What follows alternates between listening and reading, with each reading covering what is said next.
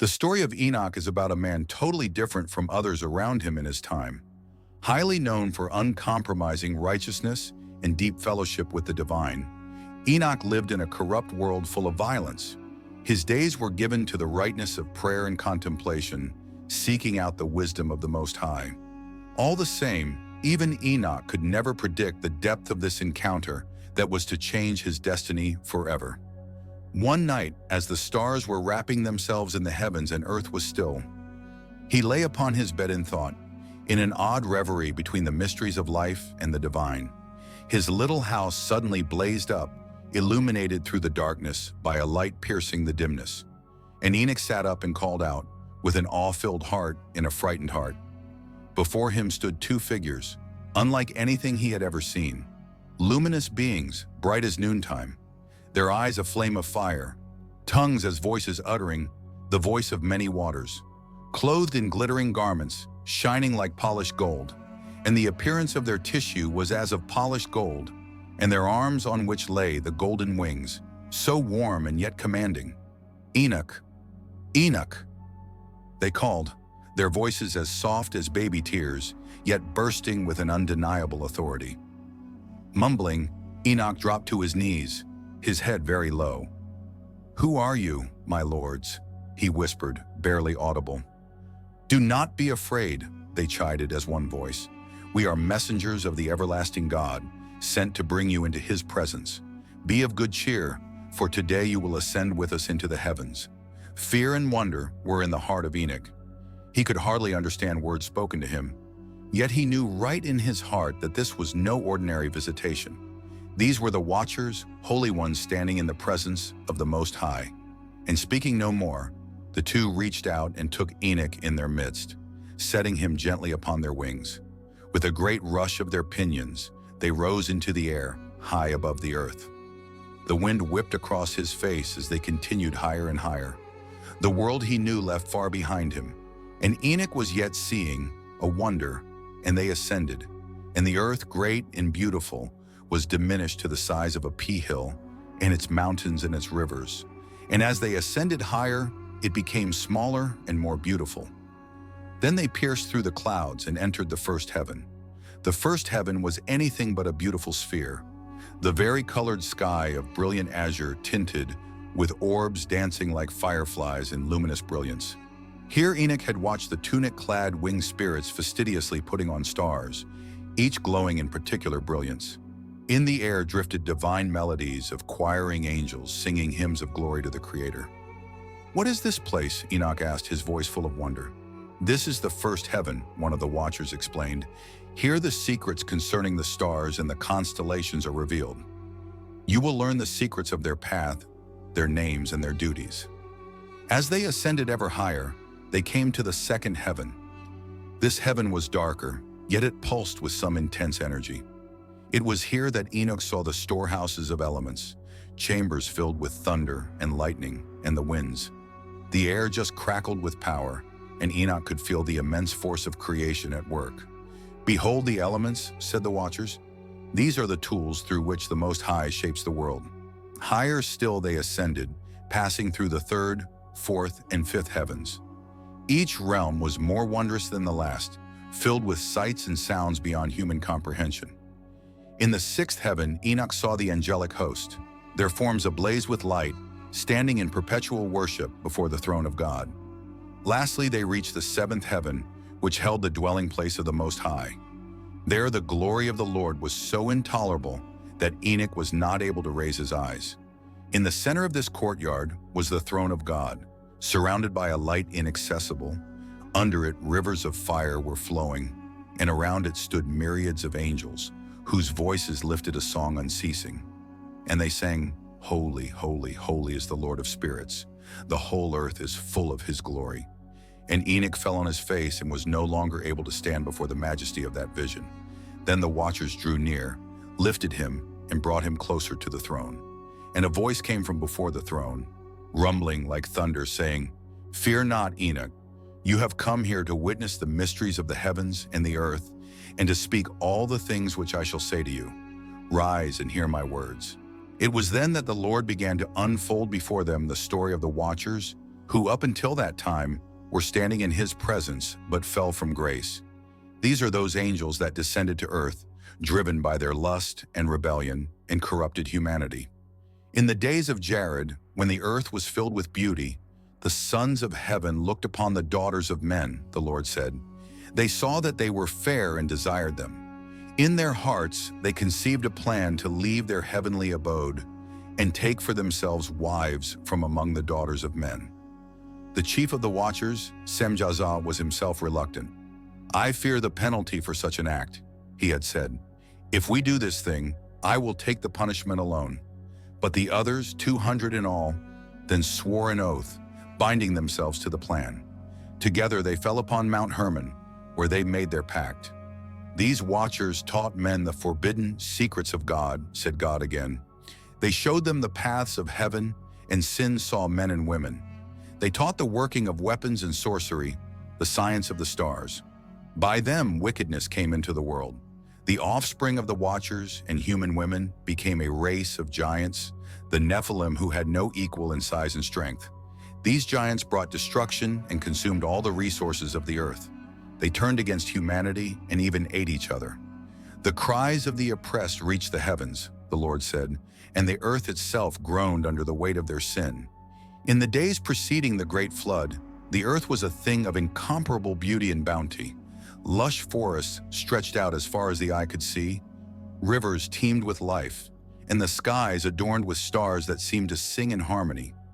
Humanness, imperfect though it was, lived in relative peace, tending the land and flourishing under the watchful gaze of the Most High. But all that was to change. The watchers and heavenly beings created for the purpose of serving and protecting were sent down to guide humanity. Their mission went dark as they reached this earth because their gaze fell upon the daughters of men, whose beautiful features had captured their hearts. These beings, once pure and untainted by sin, found themselves consumed by forbidden desire. Semjazah's surety and prudential consideration, he was the leader of the watchers, led him to perceive some consequences from such an action. This act will bring great judgment upon us, he warned. If we proceed, I alone will bear the punishment for our transgression. The rest, 200 in all, would not have him bear the load alone. They swore an oath, unchangeable, upon the holy head of Hermon, intermingling their destinies. That mountain was a witness to their compact and took its name from them. All of the watchers collectively took wives of humankind, and through that act crossed a boundary that should never have been crossed. To these unnatural unions were born the Nephilim, giants of immense size and strength, whose very existence defied the natural order. The Nephilim were as nothing ever experienced by mortal men. They were giants among giants, reaching to the heavens in their stature. Some say they were tall as cedars, of iron their limbs and a thunderclap their voices. Their eyes blazed like piercing fire, while one step from them shook the ground beneath their feet. Lays spoke about their strength. With ease they could uproot trees, shatter boulders with their fists, and outrun the swiftest of animals. Yet their strength was not their only trait. They were also beings of immense guile and wisdom, capable of devising strategies and leading armies into battle. Contrarily, despite their godlike attributes and features, the Nephilim were nowhere near the concept of wisdom or righteousness. It all boiled down to pride and unappeasable hunger. To them, people meant nothing but just a means to an end. At first, humanity was in awe of these giants, seeing them as gods who had come to live among them. But in time, this wonder turned into a living terror as the nature of the Nephilim was progressively revealed. Their appetites enormous, literally consuming the earth's resources at a very alarming rate. Crops that fed whole villages were eaten at one sitting. Livestock, forests, and even rivers did not escape their consumption. When the earth could no longer support them, the Nephilim turned to humanity itself. Whole communities were destroyed as the giants commenced to hunt men and women for food. Everything they wanted, they took. Those they felt useful, they reduced to servitude and destroyed all who opposed them. The cries of the hurt seemed to reverberate across the land and reach the heavens themselves. Families were torn asunder, and the world was drowned in chaos. Full of insatiable hunger and thirst for power, the Nephilim fought wars against men and against their lot. As their numbers grew, so too did their ambition. United in rebellion with the Most High, the Nephilim were not satisfied, sharing power amongst their own kind. Rivalries formed, and soon giants turned upon giants. There erupted great battles with entire regions becoming battlegrounds. The earth itself seemed to groan under the weight of their conflicts. Mountains were shattered, rivers were changed in their courses, and the forest went up in flames when Nephilim clashed. Their battles were proverbial, using huge armaments made from the strongest metals of the earth. Spears as big as trees and shields large enough to cover armies were flung about with fearfully destructive force. These wars only added to their devastation. The war among the Nephilim completely destroyed the land and left them desolate. Their great strength now became their very downfall as they slay one another in their pursuit of dominance. They also led the rebellion against all creation.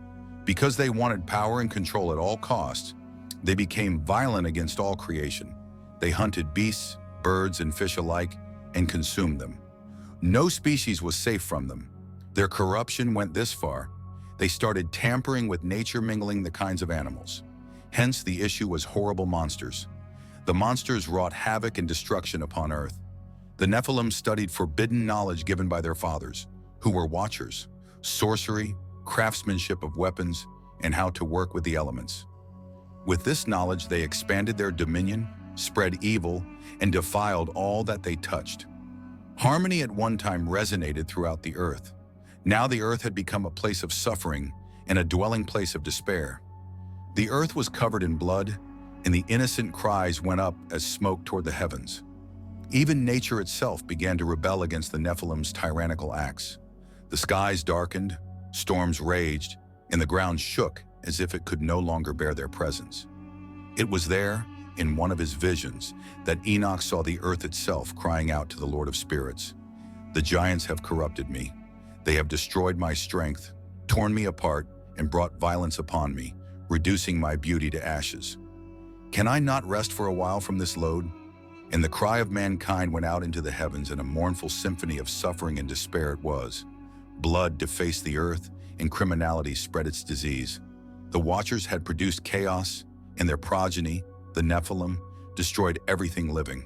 Even the very foundations of creation cried out under the weight of corruption. Now before the throne of the Most High were standing the Archangels, Michael, Gabriel, Raphael, and Uriel. And though their countenances were bright with the light of divinity, now their faces were clouded by sorrow. For they had beheld the straits of men, how the ruin wrought by the Watchers was destroying them, and the earth was defiled. First to speak was Michael, commander of the hosts of heaven. In his voice was the weight of millennia accumulated. "O Lord of spirits," he began, falling on his face before the throne. "The earth cries out in agony. The blood flows freely, and the cries of the righteous cut through the heavens. The Watchers who abandoned their holy station have corrupted your creation. They have taught forbidden knowledge, and their offspring, the Nephilim, have brought destruction upon all flesh." Before him stood Gabriel, the messenger of God. His voice honeyed balm, laced now with urgence, would not be silenced. "Lord of lords, cries of the oppressed rise continually before thy throne. Humanity groans beneath the load of iniquity and oppression. The Watchers have tainted the daughters of men, and their offspring devour the earth. Even beasts of the field, birds of the air, and fishes of the sea do not escape their villainy." Raphael, the healer and guardian of souls, spoke next. "O great and holy one, the earth is poisoned. The knowledge of war, of enchantments, and of vanity has spread like wildfire. The heart of humanity has grown cold toward righteousness. They have ceased to seek your wisdom, but indulge in sin, led astray by the Watchers." Now at last the angel of insight and judgment, Uriel, raised his voice. "O thou ruler of eternity, nothing is hidden from thy sight. Thou hast seen the deeds of Azazel and of all his comrades, that they all as a family have wrought upon earth all deeds of violence and wickedness. And acting thus, they have caused mankind to err. The time of judgment is at hand upon them, O Lord." And the four archangels, who were in one accord, bent their knees before the Lord of Spirits and made their petition in their midst. Their words came out laden with grief and determination, matched by the weightiness of their mission. They wanted not just the regular meting out of justice, but also the complete restoration of order and harmony in the cosmos. The throne of the Most High, replete already with unspeakable light, flashed with intenser radiance. Heavy thunder shook the aerial forces from that throne whereon he sat. "Behold," said the Lord of Spirits, "all that hath taken place I have seen, and all that shall be I know. And no deed is concealed from me, and nothing is hidden from me, and I see all. The watchers, who one time were holy, and whom once I had chosen as my holy ones, they, with whom I was angry for a time, by their deeds have defiled themselves and brought corruption to my holy name and to my creation. By their deeds humanity and the earth have been ruined." Now his voice was stronger, more commanding, with a divine authority that seemed to resound within. "The time of judgment is here. The watchers and their offspring will be punished for their sin. Their rebellion will meet my righteous fury." Then the Lord of Spirits turned to Uriel. "Go to the son of Lamech, Noah, and deliver my message. Inform him that the end of all flesh has been decreed, for the earth is filled with violence because of them. Instruct him to build an ark, for I will send a great flood to cleanse the earth. Through him, a remnant of righteousness shall be preserved." Uriel bowed low, the shimmering of his form with the light of obedience. "Your will be done, O Lord," he said, and then turning off swiftly to do the will of the Lord. Then the Lord said to Raphael, "The angel Azazel has revealed secrets, which are the preserve of heaven and the lordship of heaven, to humanity, and sinned against the Most High. He showed them all kinds of secrets in heaven, teaching humanity about antimony and eye paint and signs and tricks and armlets and the mixing of dyes and varnishes and whorings and adornments and the meeting of metals in the earth. So now bind him hand and foot. Throw him into the darkness, into the wilderness of Dudail. Cover him with rough boulders so he cannot see the light. There he will stay until the day of great judgment, when he is to be thrown into the fire." Raphael's face was set with resolve. "It shall be done as you have commanded, Lord of Spirits." Then the Lord, turning to Gabriel, thus spoke, "The offspring of the watchers, the Nephilim, have corrupted the earth and brought terror against all who dwell upon it. Go forth and destroy them. Set them against one another in battle, that they may perish by their own hands. Let their wickedness be purged from the face of the earth." Before them, the great messenger of God, Gabriel, bowed to the ground. "As thou ordainest, O Most High, let it be." Finally, the Lord spoke to Michael in a voice that merged the tones of justice and mercy. Semjazah, who was the leader of the watchers and was joined by all those that followed him in rebellion, are to receive their sentence. Bind them and throw them into a dark place. There they shall stay for 70 generations, to the day of judgment and consummation, until the eternal fire consumes them in its burning flame. And their names shall be blotted out from the presence of men and from the Holy One, and their deeds destroyed. And Michael, that mighty prince of angels, whose throne was near him, stood up after the straining word had fallen, his sword in his hand, in the martyrdom of his brethren, holy above all, sacred. "As thy will is, O Lord of Spirits, so it shall be. Justice shall appear according to thy sentence." And immediately the archangels went forth, each to fulfill the commands of God. The heavens armed themselves for the great cleansing, and the earth began to shudder at what was going to happen upon it. Then Uriel appeared to Noah in a dream, his person shining with the appearance of the highest. "Noah, son of Lamech," he said, "the time of destruction is nigh. The Lord of Spirits has seen the corruption of the earth, and his judgment cannot be delayed. Build an ark according to his instructions, for behold, the floodwaters shall cover the earth. Take with you your family and 2 of every kind of living creature, male and female, that they may be preserved." Noah was a righteous man who was blameless in his generation. Noah walked with God, and Noah said, "I will do all that the Lord has commanded." Meanwhile, Raphael appeared in the desert of Dudail. With chains of iron of heaven he bound him hand and foot, and he cast him into a deep pit. He covered it with darkness and with jagged rocks, and he closed and sealed it. Above it was a desert, stretching as desolate as the wasteland, and Azazel wailed, but his voice did not pierce that desert. for no one heard it. And Gabriel fulfilled the commission in a very short time. The Nephilim, who had hitherto united in their tyranny, turned against one another. Their struggles were fierce. The roaring mountains shook. They fell by each other's swords, and their mighty forms collapsed into dust. Then Michael took to the mountains a host of angels, where the watchers had sworn their oath, and there found Semjaza standing. And with one word he ordered the earth to open, and it swallowed them up, bound in unending darkness. And when the archangels finished their fragments, let the heavens ring in praises. The angelic host sang about the righteousness of the Most High and his mercies. Their voices were together in unison to make a choir. Holy, holy, holy is the Lord of spirits, when they sang. His judgment is righteous, and his mercy endures forever. And the Lord of spirits looked down upon what had occurred on his earth, and his heart was grieved by the destruction that was perpetrated upon it, yet unshaken in his justice. The earth shall be cleansed, he said, and righteousness shall dwell among men once more. This, therefore, heralded the great flood and act of judgment and mercy by God. It is by the obedience of the archangels and the faithfulness of Noah that the work of restoration began by the Lord of spirits in preparing earth for a new beginning. From the day of judgment to the days thereafter, the world continued in wickedness and did not know that a catastrophe was lurking. The earth was filled with violence, corruption, and sin. The people reveled in depravity as their hearts had grown hard against the warning of the Most High. It was one of those moments when cries from the oppressed and the innocent rose up to the heavens, and the very earth groaned under humanity's rebellion. But against this background of darkness, one man stood in contrast, Nio, a righteous, blameless man among his generation, who would walk with God. He lived a life just like that of his great-grandfather Enoch, and in a world given over to sin, his life stood as a shining beacon of hope. It was during one of those nights, as Noah was meditating in prayer, that he received the visitation of the Archangel Uriel. The room shone bright because of the brilliance of the angel's appearance. Even his voice had the ring of authority, not unlike that of the Most High. Noah, son of Lamech, he said, hear the words of the Lord of spirits. The end of all flesh has been decreed, for the earth is filled with violence because of them. Behold, I will bring a great flood upon the earth to destroy all living things.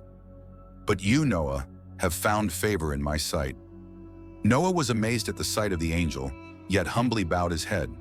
What is it that the Lord would have me to do? He asked. You shall make an ark, Uriel went on, a large, sturdy vessel designed to withstand the waters that shall engulf the earth.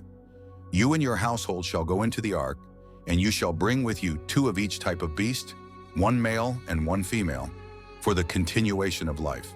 Take as much food as is needed, for it shall indeed be a very long journey.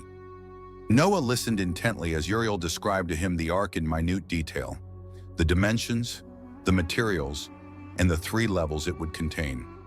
It would be an immense structure, something quite different from anything the world had ever seen, a symbol of salvation amidst a sea of destruction. Go now, Noah, Uriel concluded, and do all that the Lord has commanded.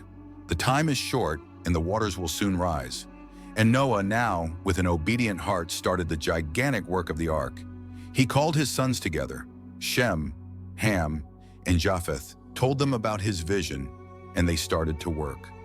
The sound of axes and hammers rang in the valley day after day till trees fell, planks were cut out, and the large vessel was put together. The ark went on growing, that towering framework rising up towards the horizon, a thing of wonder, a thing of scorn to the people of the land. What is this preposterous contraption? They jeered. What a wild goose chase you are on. What a waste of time on such a stupid enterprise. There is no flood coming. Noah did not give up, but went on working, often interrupting his labor to remind them of the judgment to come. Repent, he would cry, for thus says the Lord of spirits. Turn from your wicked ways and seek his mercy, for suddenly the flood shall be before the people, and those who are outside it shall be destroyed. They laughed at him, thinking he was some crazy man uttering nonsensical words, and they continued in their revelry, blind to all signs of their impending doom. As the ark was about to be completed, God gave Noah yet another order. It was now time to collect the animals. From forests, fields, and skies, all sorts of animals started to arrive, driven by some invisible power. The lions and the lambs could be seen walking together, and colors of all hues of birds covered the air as even the tiniest insects found their way to Noah's ark. A sight to behold as all the predators and prey, in perfect harmony, inspired by the unseen hand of the Almighty, were moving. Noah and his sons carefully led them into the ark, matching each species with its place, and the provisions were also gathered, grain, fruit, and herbs, sufficient to supply the wants of the ark's occupants during the time of the flood. And water was put in earthen vessels, and the ark prepared for its commission from God. And it was, when the whole arrangement was complete, Uriel appeared again before Noah. His face was grave, his words urgent and solemn. "The time has come," Uriel said. "Gather your family and enter the ark. The Lord of Spirits will shut the door, and the rains will start." Noah summoned his family together, his wife, his sons, and their wives. They stood before the ark, their faces a mixture of emotions. They were thankful for God's protection, but in a sorrowful mood for those who had refused to take heed. Noah gave the people a final call. "This is your last chance. Come aboard the ark and save yourselves from the flood that is going to arrive." But they laughed even harder until Noah called out, "You have been preaching about it for years now, old man. Where is this flood you talk about?" Then Noah, with a heavy heart, turned and began to lead his family into the ark. As they came in, an act of the hand of the Lord shut them in, barring the great door behind them. The skies that had been so placid and still now changed into dark, ominous cast. Thick clouds rolled, the thunder boomed with its depth, till the skies opened and let loose torrents of rain. The fountains of the deep broke, and water poured from the earth as from a lethal deluge of mighty rivers. Those who had remained outside the ark were in a delirium of fear as the waters began to rise. Their hilarious laughter broke into screams of panic as they pounded on the door of the ark, pleading for admittance. "Noah, let us in," they yelled. "We believe you now. Save us." But it was too late. The Lord had shut the door, and no man could open it. The waters continued to rise, and in their wrath submerged villages and cities. Trees were torn from their roots, and mountains were hidden by the dark waves. The crying of the people became dumb and was silenced altogether by the waters in their clutches. They felt the ark heave as it was buoyed up by the rising waters within its interior. The storm raged about noise of it, but inside the ark all was calm as they prayed and sang hymns of praise to a God in whom they trusted for protection. The rains came pouring ceaselessly for 40 days and nights. The earth was thoroughly cleansed, and every bit of life outside the ark was completely annihilated. Finally, the rains ceased, and the ark wandered on a virtually endless sea. Noah and his family were patient, their faith nourished by the stores laid up before them. Days turned to weeks, and weeks to months, as the waters gradually began to subside. Then he sent out the raven, and it did not return because there was no resting place. Then he sent out the dove, and it returned to him with nothing in its beak. After 7 days he let the dove go again, and it came back to him with an olive leaf in its mouth. Noah was happy as the waters were abating. After another 7 days he again released the dove, which this time did not return. The earth was drying. Finally the ark rested on the mountains of Ararat. Noah stayed in the ark until the Lord told him to leave. The time came, and the door opened. Noah, along with his family and all animals, finally entered the new world. The air was fresh and the earth teemed anew with life. Noah's heart swelled in gratitude. Noah built an altar to the Lord and offered sacrifices of thanksgiving. The aroma rose to the heavens, to the nostrils of the Most High. And God spoke to Noah, making a covenant with him. "Never again will I destroy the earth with a flood. As a sign of this everlasting covenant, I set my rainbow in the clouds. It shall be a reminder of my promise to you in all generations to come." As the brilliant colors of the rainbow now appeared before the gaze of Noah and his family, they were filled with hope. It was to be a symbol of God's mercy and a testimony to his faithfulness. So the flood had come and gone, and a new chapter was being written in the story of humanity. But even as the world had been cleansed, the story of Noah's faith and obedience would reverberate through the ages as a reminder to one and all of what sin brought with it and the boundless grace of the Most High. So also, as in the renewal of the earth in the days of Noah, so Enoch was taken up into heaven and remained among the holy ones. and his activities were with the holy ones and among them, and he pleased God better than all the generations that preceded him. Then his visions grew stronger, in the mysteries of all ages, in the end of time, of both righteous and wicked. In one of his visions, Enoch was carried to a place of absolute desolation. The ground was barren, and the sky above it filled with darkness. It was there that he saw the souls of the giants, the Nephilim, in unrest and torment. These are the spirits of the giants, his angelic guide explained. Born of the union between the Watchers and the daughters of men, they are doomed to wander the earth. Their bodies have died, but the spirits remain, and tormenting and destroying, they will bring destruction upon the human race until the day of judgment. Enoch shuddered, for these spirits marched like dark shadows, their cries resounding in the gloom. In another vision, the throne of the Son of Man, with the righteous and elect standing around it, was shown to Enoch. His face shone with the light of 1,000 suns, while his voice carried the weight of the heavens. And unto the Son of Man he said, Come, ye blessed of my Father, inherit the kingdom prepared for you from the foundation of the world. You have undergone the labors of the earth and have caused its pressure to remain. Now enter into the rest eternal. The righteous were in joyous rapture. Their face shone like the sun, but the wicked grieved and moaned, knowing where they would go, the abyss, burning with fire and flame always. Now Enoch fell upon his knees, being already somewhat oppressed by the vision. Lifting up his voice, he said, Blessed be the Lord of spirits, who hath wrought judgment with equity, whose mercy endureth to eternity. The visions of Enoch became yet more intensified as he continued his tour in heaven.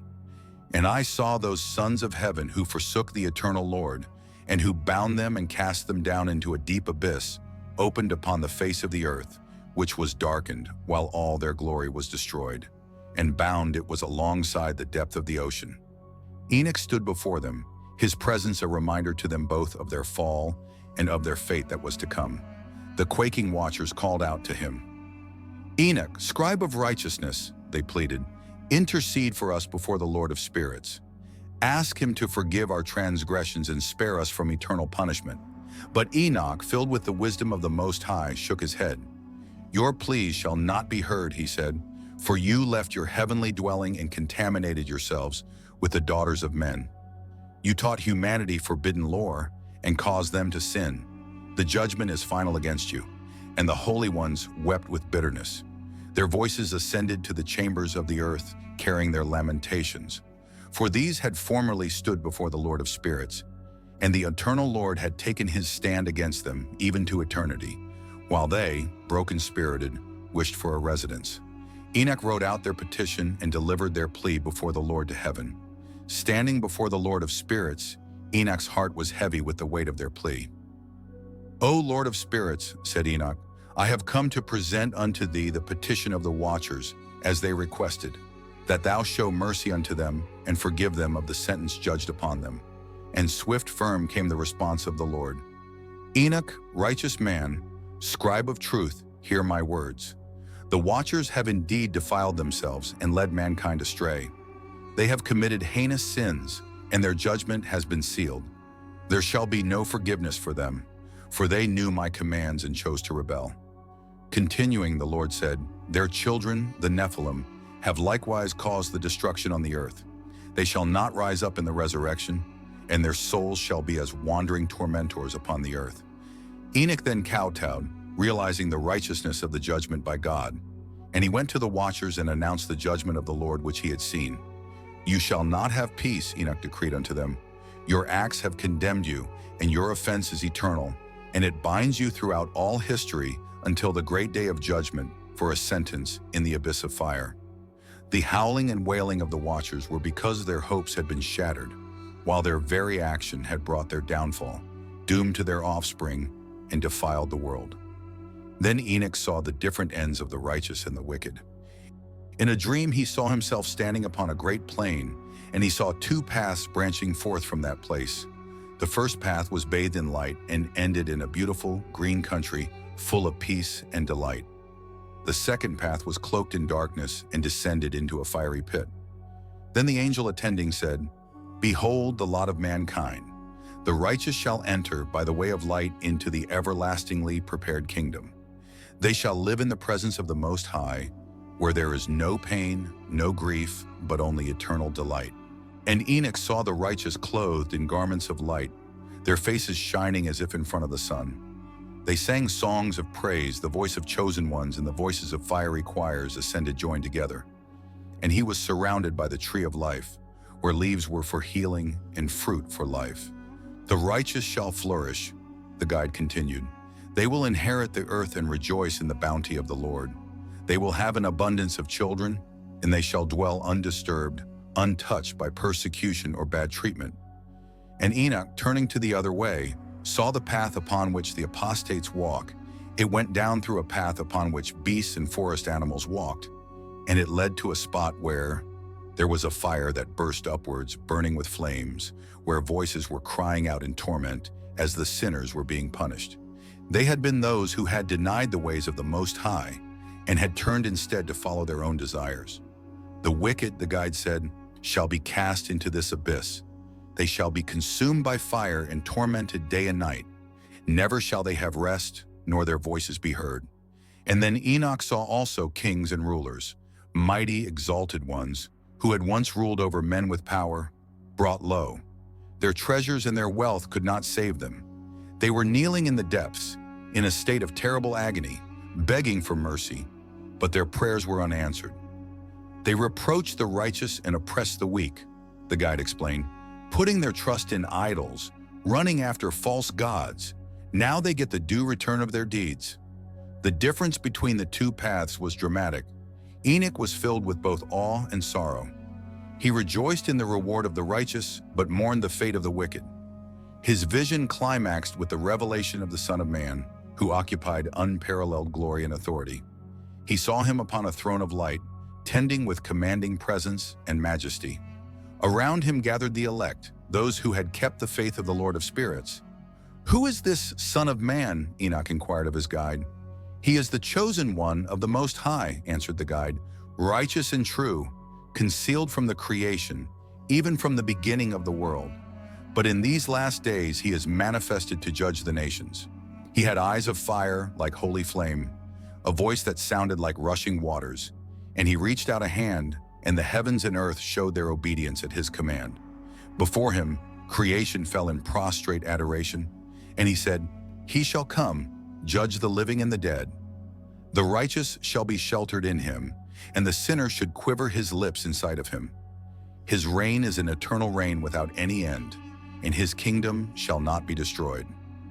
Enoch was amazed at the power and authority of the Son of Man. Before him, justice was being executed most wisely, setting the sheep apart from the goats. The righteous went into his eternal kingdom, while the wicked were thrown into outer darkness. "So the Son of Man is the hope of the righteous," concluded the guide. "It is through him that the promises of the Most High are to be fulfilled." Then Enoch, who saw the judgment of the watchers and the magnificence of the Son of Man, was brought to an enormous open space where the heavenly host were standing. Thousands and thousands of angels circled the throne of the Most High, their numbers beyond count.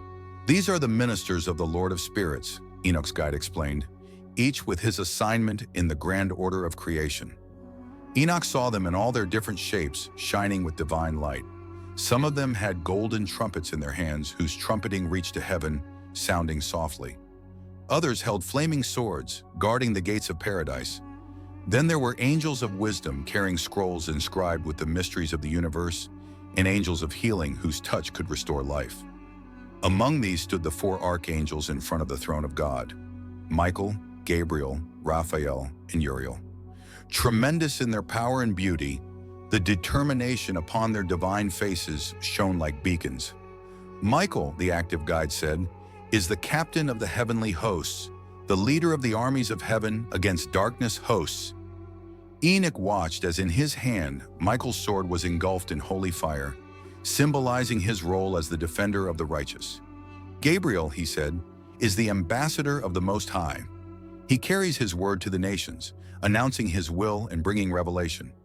The voice of Gabriel was as thunder, yet soothing as a small brook, echoing across the universe the decrees of God." "Raphael is the healer," the guide said. He heals the wounds of the righteous and guides the souls of the faithful into eternal rest. Raphael's hands were shining with a soft, golden light, a testimonial to his work in restoring life and peace. Uriel, the guide continued, is the angel of wisdom and judgment. He uncovers the secrets of heaven and earth and sees that the laws of the Most High are maintained. Uriel's eyes burn like twin stars, while his gaze seemed to pierce the very fabric of creation. Enoch marveled at the unity and purpose of the hosts of heaven. Each angel was moving in harmony, one action dominated by the rest through God's will. They made a heavenly orchestra, a testimony to the great power and height of the Lord of Spirits. He was then brought to a place of inexpressible beauty, and therein he saw an enormous tree, quite unlike any he had ever seen. It was broad in trunk and rose up towards the sky, and its leaves shone like emeralds. The bark was golden and covered with flowers or blossoms, and the perfume which came from it overshadowed sweet spices. "Here is the tree of life," said the guide, "standing at the center of paradise as a gift from the Most High to the righteous." Enoch approached the tree, feeling the radiance of its life-giving energy emanating from within. "Who may eat of this tree?" he asked. "The righteous and the elect," he said. "Its fruit brings eternal life, and by its leaves all the nations shall be healed. At the time of the great restoration shall the tree of life be given to the ones that kept the commandments of the Most High." And Enoch saw a river issuing forth from beneath the tree, and its waters were clear as crystal. "This is the river of life," the guide explained, "flowing through into the tree of life and watering it in the city of God, where all who come to dwell with God receive life."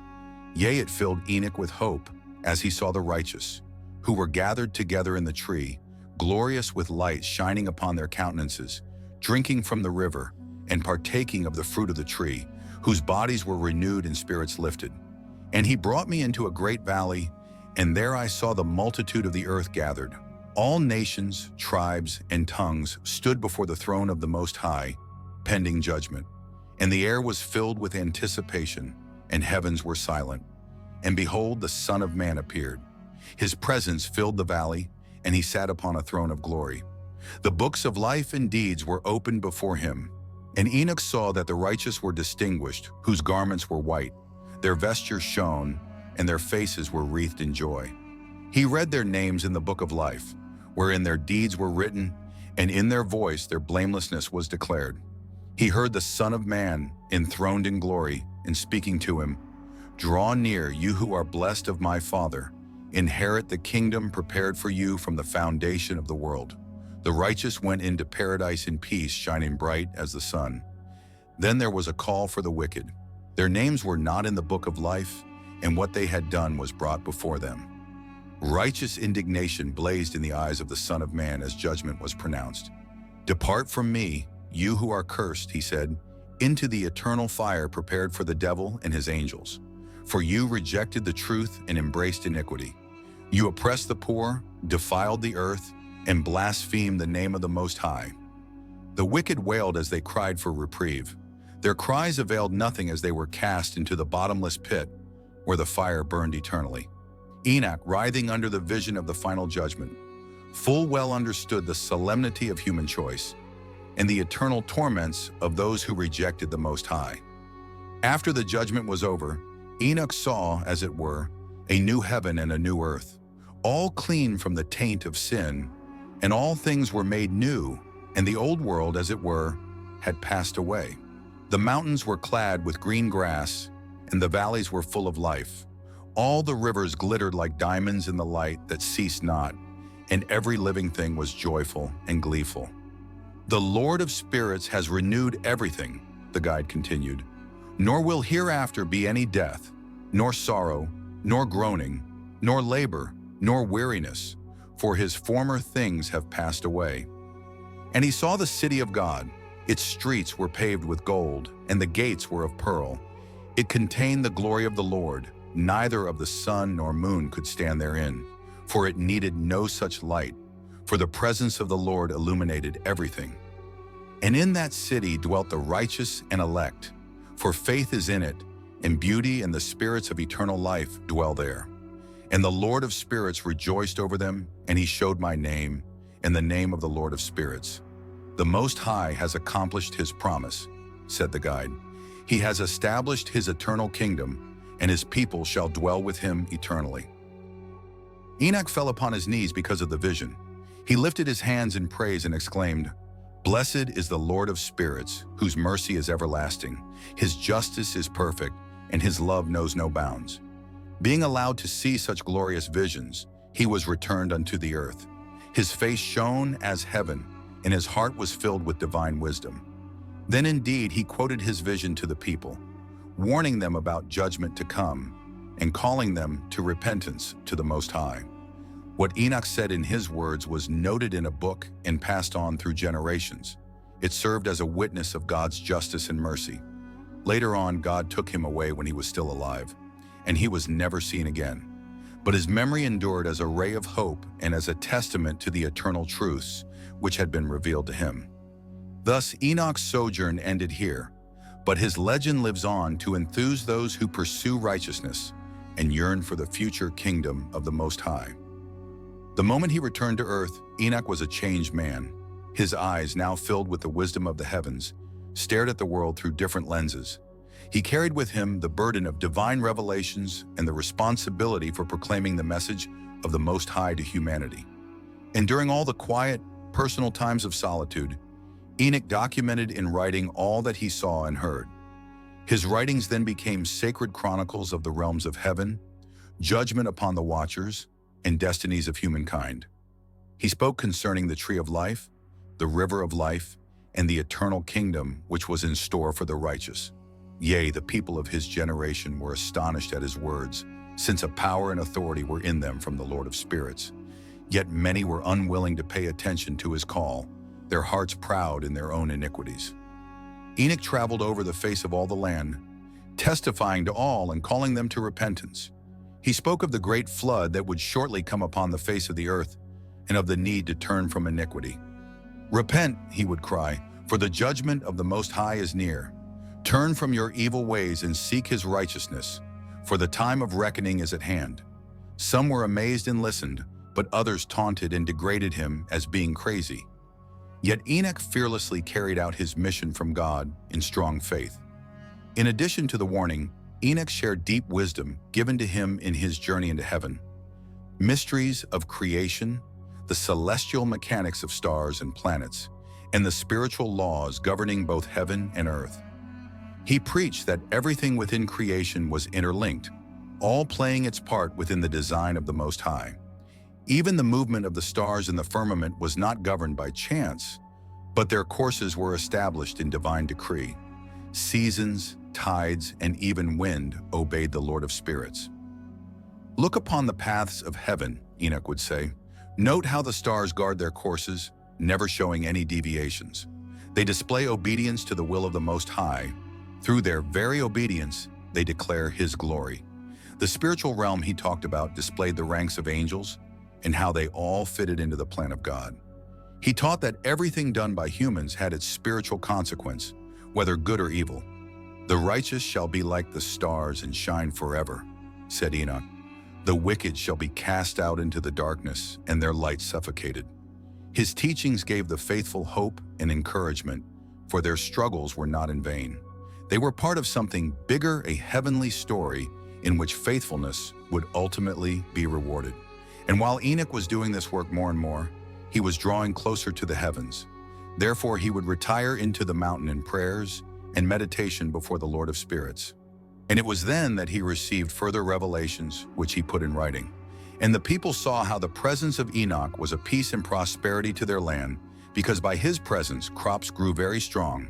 The earth was in double portion, yielding its fruits, and there was much peace between communities.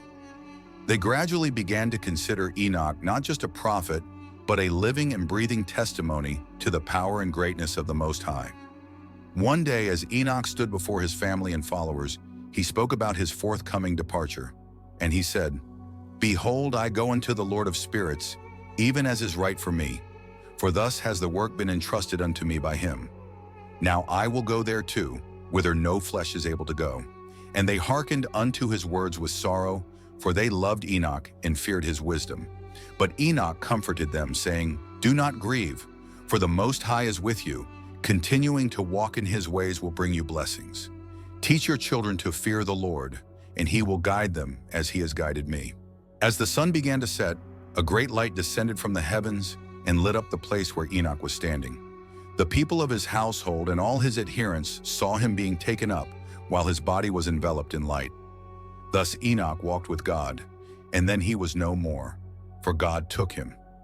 His days upon the earth were now over, yet his memory lives on. First, his writings had been preserved and passed down through generations to serve as a source of wisdom and inspiration. They became a cornerstone of faith for those who sought to understand the mysteries of the divine and the purpose of their existence. And his prophecies continued to reverberate with great hope for the righteous, and as a warning to the wicked. They reminded mankind of those eternal verities, that God is just, his mercy boundless, and that his promises are sure. The story of Enoch opens an entire world of insight into the cosmos of heaven, the unremitting fight between good and evil, and the hope that awaits the righteous. It makes us know that even as we walk through the trials of each day, our journey should be one of faith and obedience. But it was not to be with Enoch's story that these wondrous accounts began. If ever you wondered what the lives of the 12 apostles were and the incredible sacrifices they went through, then do not miss our next video, How Did the 12 Apostles Die? Come to learn about the remarkable, often untold stories of how these men literally carried their faith to the ends of the earth, even unto death. If you like this video, please like, subscribe, and share with all those whom you think would find this meaningful.